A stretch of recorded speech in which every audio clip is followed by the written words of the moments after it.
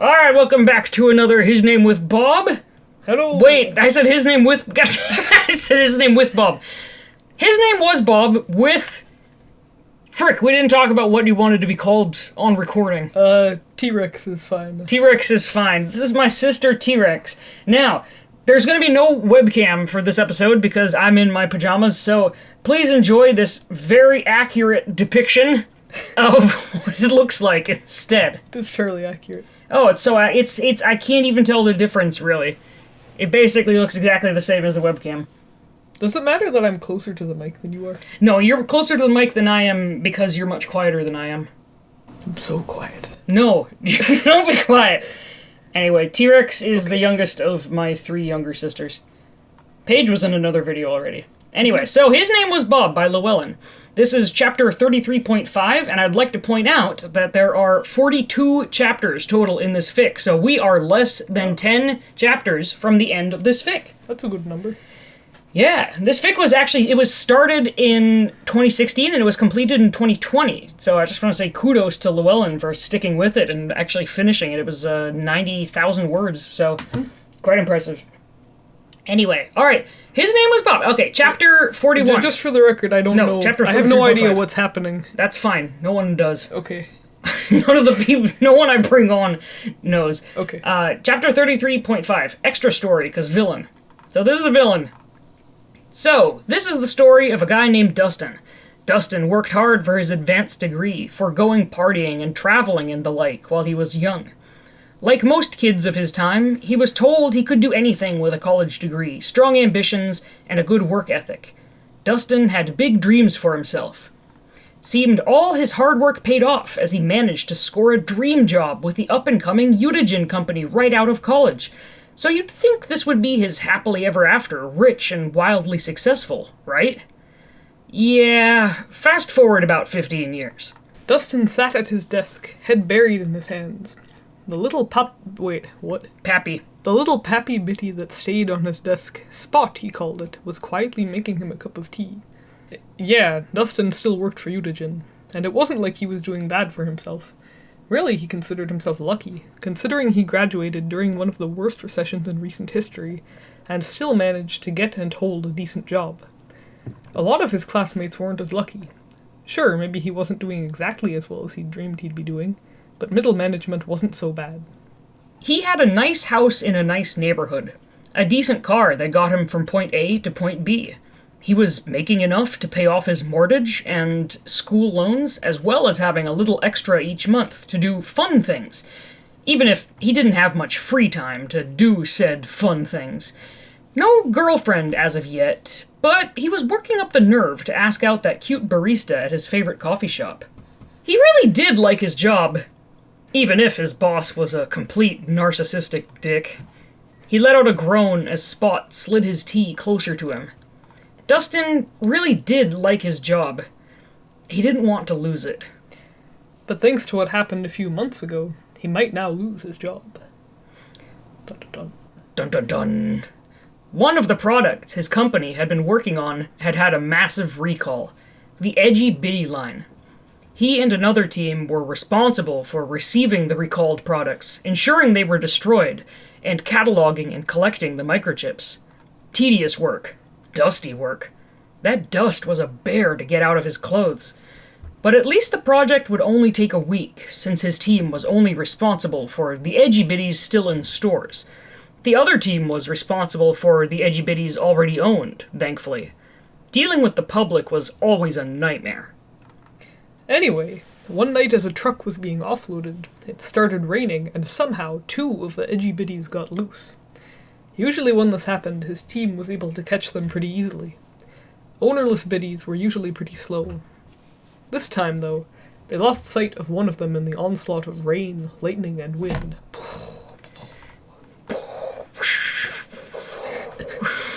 Accurate lightning sounds. Per protocol, Dustin filled out an incident report and got all parties involved to give their accounts and sign it.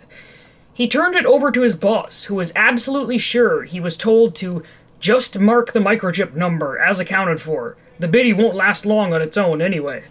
Exact words from his asshole boss. At the time, Dustin knew it wasn't exactly the proper protocol to forge documents, but who was he to argue with his boss? Truthfully, he didn't want to deal with his boss's anger if he defied him. Besides, biddies weren't supposed to be able to last long on their own without an owner. Something about the way their soul energy bond is strengthened by their link to their person. Blah blah, not important.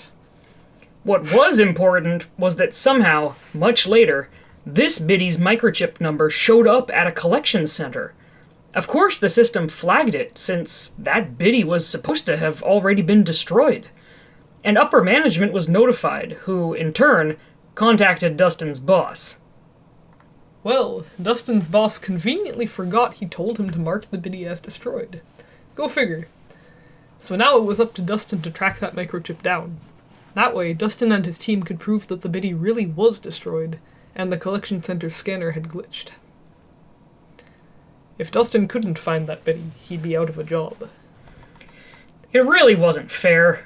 Dustin had given Eutygen 15 years of his life. Whoops, I scraped a thing. Dustin had given Eutygen 15 years of his life. He'd worked hard for them, often putting in over 40 hours a week, despite being on salary.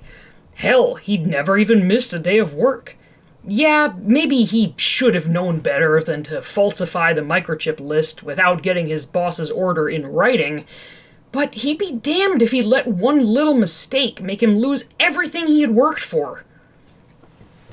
It took him several weeks to track down the man who had tried to return the biddy to the collection center. That had been a total dead end. It took several more weeks to track down the actual new owner of the biddy.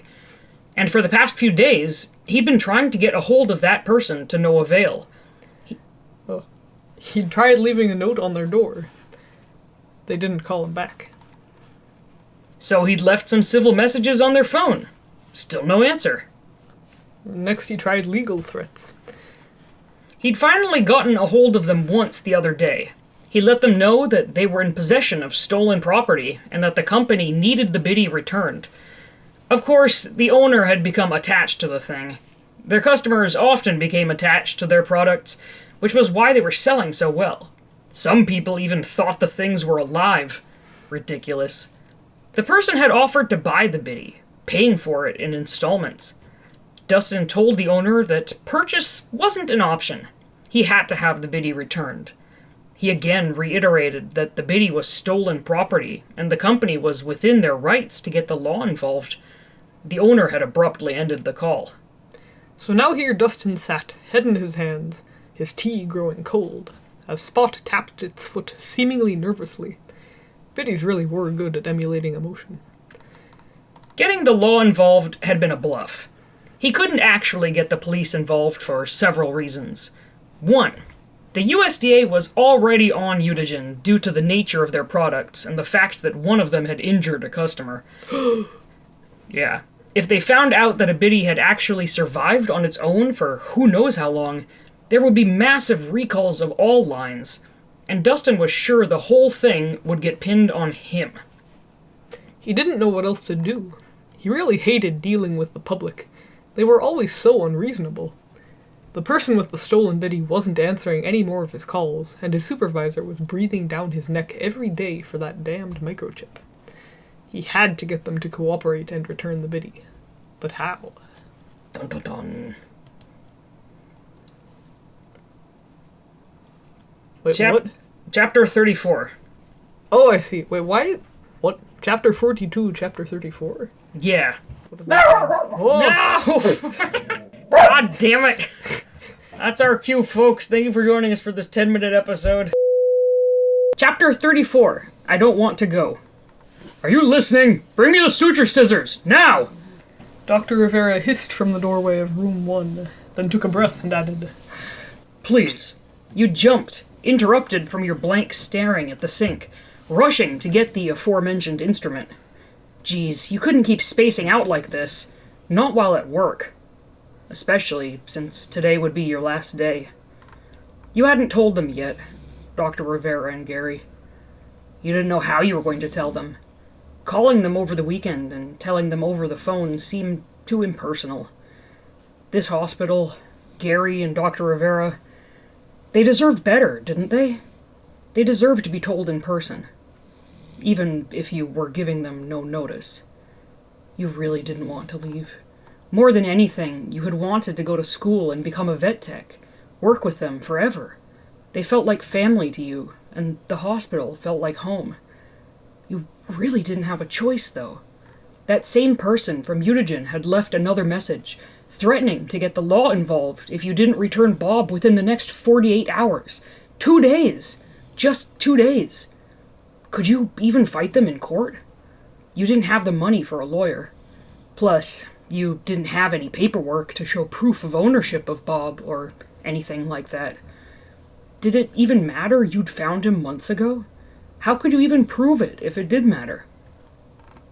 Either way, you'd already made up your mind that you were taking Bob and leaving, especially now that you only had 48 hours. That just wasn't enough time to figure anything out. You handed off the scissors and went to help hold the squirmy puppy for her suture removal. The owner of the puppy were regulars, and were very sweet. Their puppy, she'd done so well after her space surgery. You were proud of her and her owners. You'd miss them too. You didn't want to go. Can I talk to you for a minute, hun? Gary asked as you were cleaning up the rooms before lunch. He motioned you toward his office. Great, he looked concerned. So, I noticed you're not your usual chipper self, and thought you might want to talk about it, Good old Gary, ever the empathetic one. But you didn't want to have this conversation. Not yet. You were waiting until the end of the day. You swallowed. I guess I'm just not getting enough sleep. His expression said he wasn't buying it. Gary, I don't want to talk about this right now. I promise I'll be better today. I won't let this interfere with work. The front door jingled. All right. Gary sighed. But if something's troubling you, please speak up. Let me help. You don't always have to be so stubborn and do everything alone. Gary was interrupted by Mary. Mary. Knocking on the door frame and leaning in. Someone's here for you. You don't like my Mary voice? You don't like my Mary voice, T.REX? She said to you, motioning toward the front desk. Of course, your first thought was Mutagen, and for a split second you thought about hiding or making a run for it. But Mary continued. Said his name was Ace? Oh, okay. But what was he doing here? Sure enough, Ace was waiting at the front desk with a goofy grin and a flat cardboard box. Okay, so I've been giving Ace my Mickey Mouse voice Oh, because no. I ran out of other voices. Do you want to avoid that and come up with a better voice for him? That's fine. People listening probably would appreciate a break from my Mickey Mouse voice.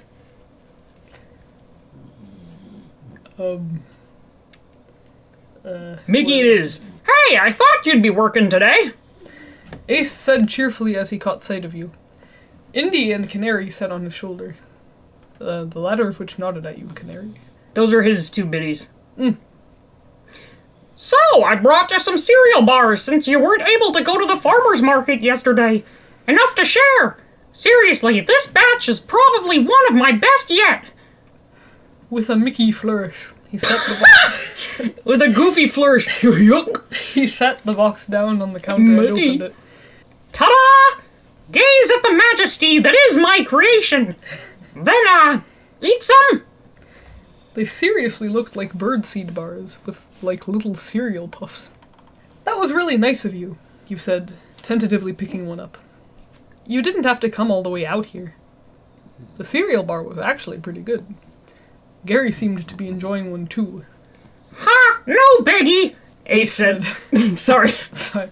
Clearly proud, everyone seemed to be enjoying his creation. Oh, hi Maxie. Whoa. What? Maxie's moving over to T.REX's lap. My lap is better than your lap. Hi. Alright. Okay. It was pretty much the guy's idea. We come see you and tried cheering you up. You must have winced because he said quickly, I mean, if you needed cheering up. The guy seemed to think something was wrong. I may have noticed too. I mean, either way, free food? And now Gary was looking even more worried in your direction, and Ace was laughing nervously. Ha ha! Ha ha! Is Bob here? Canary sounds kind of like Squidward. Oh, okay. Do your Squidward voice. Is Bob here? That's beautiful. Perfect. Canary asked, cutting the tension. He's at home today. I'll be sure to save him one of these. They're really good. I'll let him know you stopped by. Right. When you all ran away, you wouldn't get to see Ace, Indy, or Canary again either. This was probably the last time you'd see them. You okay? Ace asked, a little more quietly as Gary went to answer a phone call, since Mary was busy on the other line. You really wished people would stop asking you that. Canary's point of view. Am I Canary? Yeah, you're Squid Canary. Oh no. Where are we going, bro? Oh, that's not good. That's pretty good. I like it. Canary asked as both biddies left from the backpack. As an oblivious Ace hopped on his bike and pedaled away. Indy barely glanced over his shoulder as he headed back toward the hospital door that they had just left. Guess that's all he was getting as an answer. Oh dear. Squidward. Squidward tentacles. Bob. Cool. Mind if I tag along? Oh, that's not good. It's fine. Okay. Canary took one last glance at Ace as he disappeared down the road. He was gonna be pissed they ditched him again. Indy didn't answer, intent on dodging feet as they barely made it through the hospital doors that closed. Things had gotten even more interesting lately. Starting the other day when Bob pulled that accidental stunt, with saving his brother's life from a dog. And now said brother was actually putting effort into something. Stop! I started recording again. that was, I know. Yeah. I wanted to know what it sounded like. Oh my god, alright. Not that he was surprised his brother decided to ditch Ace in the hopes of getting a chance to see Bob, especially after the whole life-saving act from earlier. Probably figured he owed the guy to find out what was eating him. Canary had to admit, despite Bob being a grumpy asshole who was overly enamored with his human, he kind of liked the guy. Bob was funny in his own sort of way. Plus, he seemed to be giving Indy some sort of renewed purpose. Indy could be kind of lazy, apathetic, the type to just give up on life too easily. Not that he wasn't more than willing to go along with whatever shenanigans Canary came up with. It's just that Canary came up with most of them. Though lately, thanks to Bob, Indy had been coming up with more of his own schemes. Indy had been coming up with more of his own schemes. This seemed to be his latest. The whole stalk Bob's human thing. Rare were the times that Canary seriously had no idea what his brother had planned, and he was curious to see what would happen. Hell, he was looking forward to it. Don't think I didn't notice your reaction when Ace came in earlier and you clearly thought it was someone else. Is someone after you? Sweetie, are you in trouble? Is that what this is all about? Seemed the taller manager guy was following you as you locked the door and turned the sign to closed. Gary, please don't worry about it. Indy and Canary ducked behind the legs of a bench in the waiting room, out of sight. Don't worry about it? You tell me today's your last day and then say don't worry about it? I'm worried about it! The manager turned as another guy in a white coat, probably the doctor, peeked in the lobby. What's going on? He asked. Miguel, our future tech just up and quit and won't tell me why! The guy said, almost in tears. What? What the hell? You're joking, right? The doctor stood there looking shocked and unsure of what to say next, as you started silently, and hastily wiping away tears while concentrating on sweeping the floor. The manager also started crying, running to his office. The doctor just stood there opening and closing his mouth, fiddling with his glasses. It was super awkward. After that whole display, it wasn't long before you finished up, hugged the manager, and nodded at the angry-looking doctor. No one was talking. Well, the sniffling manager promised to mail your last paycheck. Both brothers dashed after you as you made your way to your car, luckily too distracted to notice them. Well, End of the line, seeing as you closed your door before they could get in. Or not. Canary watched, amused, as Indy darted to the back of the car, climbing up into the rear bumper of your old beat-up VW Bug. That was probably a dangerous idea, huh? Yup. Should he stop his brother? Probably. Would he? Nah. Would he join him then? Of course. As the old car sputtered to life, Canary dashed over to Indy's side, grinning at him as he found his own grip on the rear bumper. Something odd was going on with you and Bob, and it was probably worth the danger to figure out what was up, right? He wondered how long it would take his own human to notice they were missing. He'd probably be all frantic if he knew what they were doing. He almost wished he could see the look on Ace's face when he figured it all out. Hilarious. So, apparently hanging from the rear bumper of a small, old car wasn't the best way to travel. Who knew? Wind, exhaust, near misses with projectile road debris. Maybe not exactly Bitty-friendly. Guess that one should get added to the list of things to avoid in the future. Maybe try the front bumper next time? Things to ponder for later. For now, smokes. He dug around in his pocket again as his brother, upon hearing the front door close, hopped down from the bumper and darted out of sight. Rats. Seemed he was destined not to have a smoke any time soon. The biddies smoke? This Bitty does. Deciding not How to do waste... they get cigarettes small enough? He makes them. Oh. Deciding not to waste energy darting, Canary meandered over to where his brother stood in front of the door, frowning at what looked like a bitty-sized doggy door in the bottom. He pushed on it, and it didn't budge. What exactly is the plan? Oh dear. Working on it. Indy sigh. He does sign language, but he's a San, so he gets Oh. the Patrick Star voice.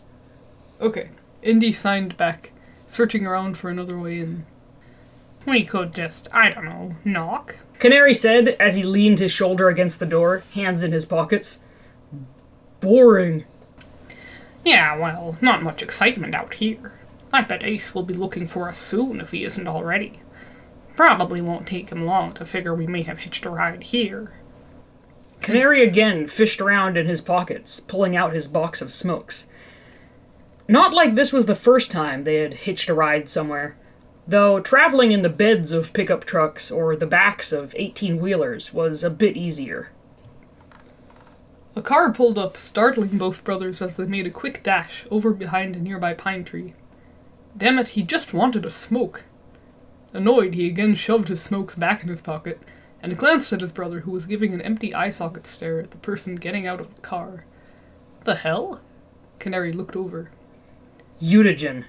The logo was clearly displayed on the side of the car. Shit. Had he seen them?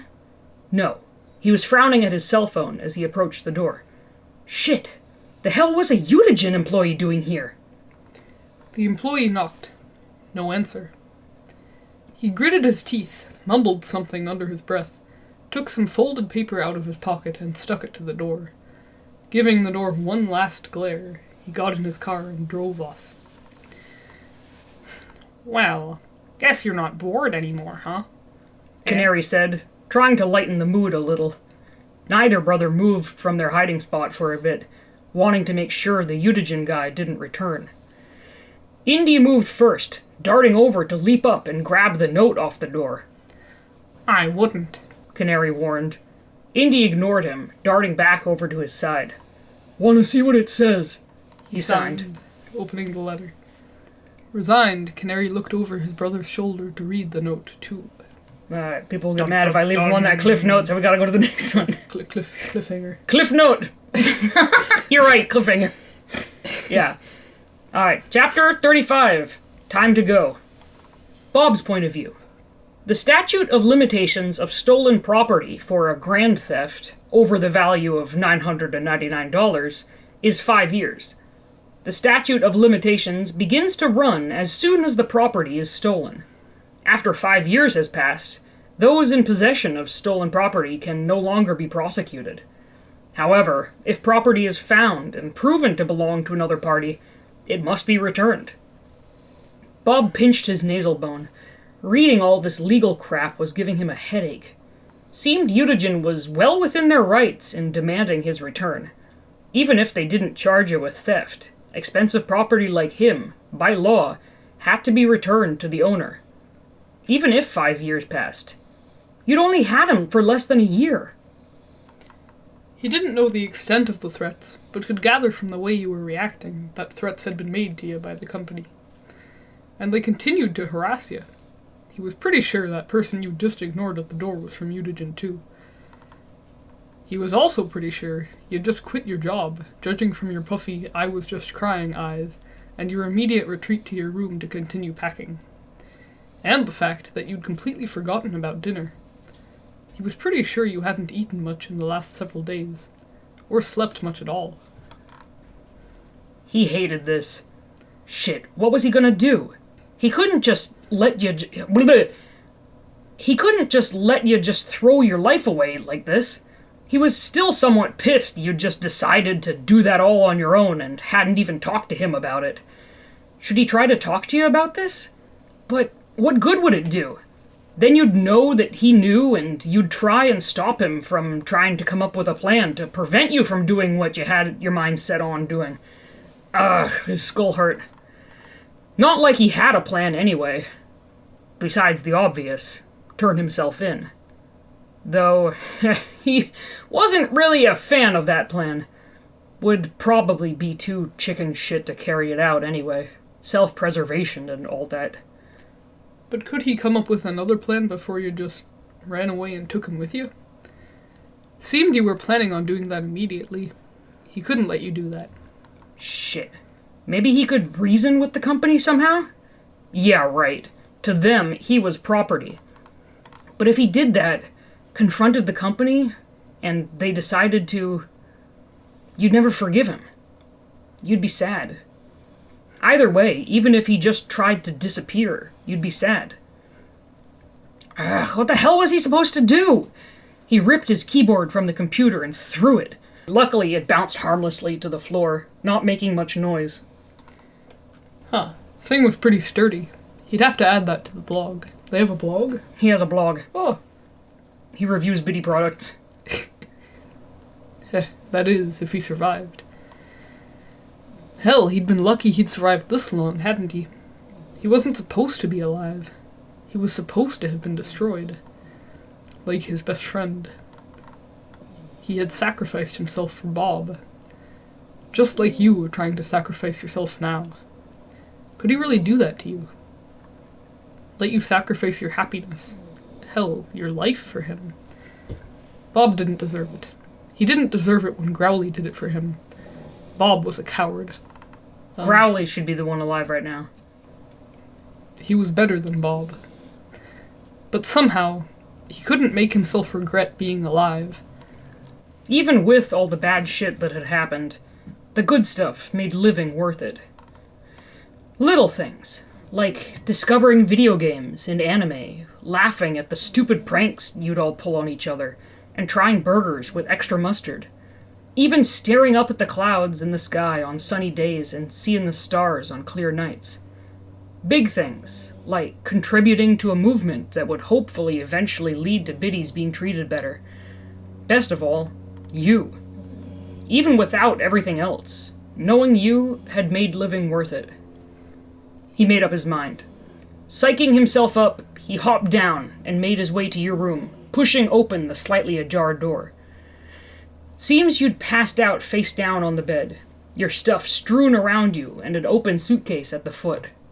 Well, your lack of sleep was bound to catch up with you eventually. Really, it was better this way. For once after the last several days, you looked peaceful. Beautiful even. But you always looked beautiful. Even with your hair all in disarray and a trickle of drool coming out of the corner of your mouth. Whoa. Oh. Yeah, Bob is in love with Reader. Oh! This is a turn I did not anticipate. No one does. Yeah. Reader doesn't really Reader likes Bob as a friend. He wished he could kiss you. But that was impossible without lips, huh? Maxie's making snoring noises. Funny thing even wanting to do something like that in the first place. You'd probably just think it was creepy anyway. and it was. Especially him being what he was. He could never make you happy. He could never take care of you the way you deserved. Gary was right. What could he do? He wasn't human. He was too small. He could never give you the life you deserved. You deserved better. Better than him. Better than a life wasted protecting something like him. He didn't want that for you. It was time for him to do what was right by you. For once in his life, put someone else above himself. As quickly and quietly as he could, he got out a pen and paper and carefully wrote you a note. It didn't say much. Mostly his feelings, apologizing for deleting the text from your dad, which alerted him about Utigen, thanking you, information about that account he had set up for you from the blogging funds. He tucked the note by your head, giving you one last look before hopping down and making his way for the front door. This was for the best. His head was a mix of emotions, sad he'd never see you again, happy he'd gotten the chance to get to know you. How many people get to be with the person they truly love? He'd lived a good life. He was ready to fight his own battles, ready for the consequences should they happen. Hell, he'd survived once on his own. He could do it again. He doubted the company would come after you when he was gone. They had no proof you'd even had him. No paperwork. Nothing. Quietly, he made his way through the tiny door you'd once made for him. Yeah, this was the best thing he could do for you now. He was ready. Well, aren't you just in a world of shit? Startled, Bob whipped around to find Canary grinning down at him. Indy was right at his side, holding a rolled-up paper under his arm. Dun dun dun. Cliff Note! Cliffhanger. Cliff Note. Alright, well, thank you, T.REX, for joining me. It's been my pleasure. Thank you, Maxie, for adding adorable puppy snoring noises. He's... No comment, he's completely asleep. You can't get up now, because he's asleep No. he's asleep on T.REX's lap. I'm stuck here. You're stuck here permanently now. Alright. Subscribe to Dale's Dumps. Yeah, there we go. That was Squidward!